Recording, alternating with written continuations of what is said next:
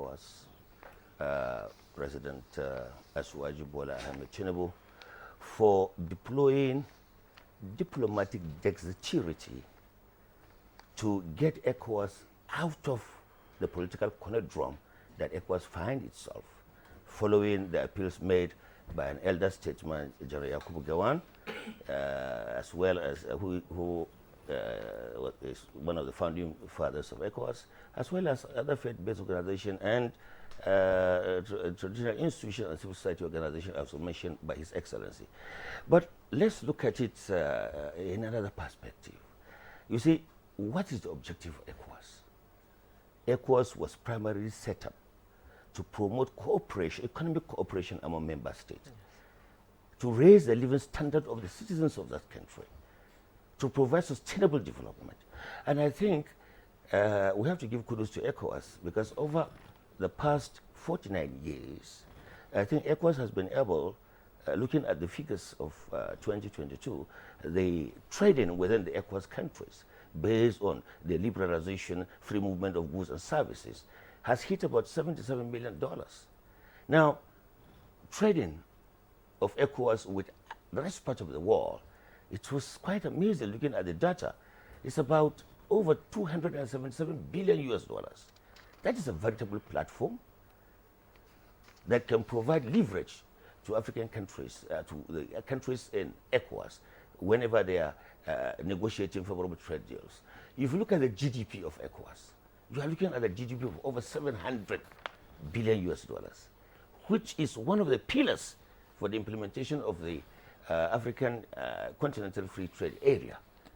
The success of that depends to a large extent on the capacity of the regions to bolster the trade.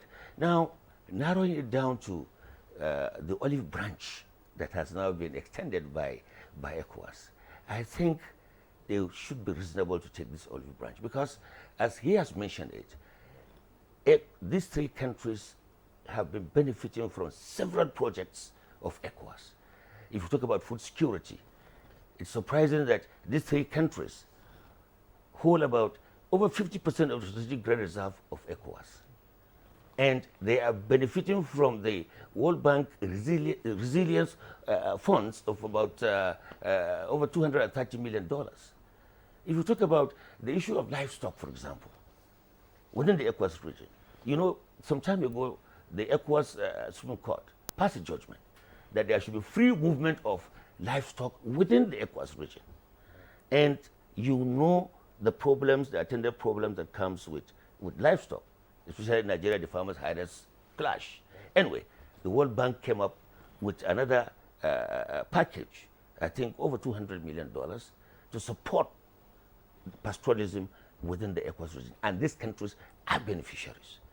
If you go a little bit forward, when they accuse ECOWAS of being pay lip service to fighting security in the Sahel, I think ECOWAS came up with a framework, a security framework, and that security framework, it was supported with about $100 million, and at the same time, these three countries benefited directly.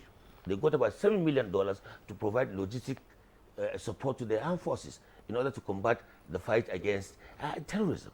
All right? Now, if you go a little bit further, you see that these countries have challenges of desertification. So the issue of famine. Climate change. Climate change has been a problem in these countries. And ECOWAS came up with a strategic plan. And that's, hold on just a minute. With a strategic plan, that is the irrigation plan. And it has provided a lot of funds. As the president of the commission said, that they will be losing out the 500 million package funding several projects, apart from the exposure they have from the ECOWAS Bank. So what I'm saying is that I think they should take the olive branch. They should participate. If you think these countries have benefited so much from ECOWAS, why do you think they intend to exit ECOWAS? Of course, there are external pressures, all right? The anti-West sentiments. You see, within the wider context, you remember the Ukraine-Russia war. You remember the war of nerves between Russia and the West. Macron, the president of France, had an altercation with President Putin, where Putin said, look, I may not fight you directly, but then covertly, you will see. And it's not surprising that the Francophone countries have bolted out, they have truncated their constitutional government, they have sacked France. Yes. France has lost out. All right? And Russia has established its presence right now in these countries. In Burkina Faso, they have over 200, what they call the African Corps, to support and provide security in Burkina Faso. You go to Niger, it's something. The Wagner Group has now been transformed into the African Corps, of course, with vested interest in the mineral deposits in these countries. The uranium, the gold, the iron, the bauxite, the manganese. These countries are rich with natural resources. It's only the people that are poor. So it is a vested interest. And this anti-West sentiment gave rise to this, the truncation of this constitutional order. And again, the issue of democracy. Yeah. What is the definition of democracy? The wider definition is government of the people, for the people, for the people, and by the people. And by the people. So the absence of good governance, the absence of level playing field, building democratic institutions, the fight against corruption, all right? Yes. And a sense of belonging, yes. an inclusive system. Yes. If it is absent, then of course these things are bound to happen, and of course Russia, within the wider context, has cashed in.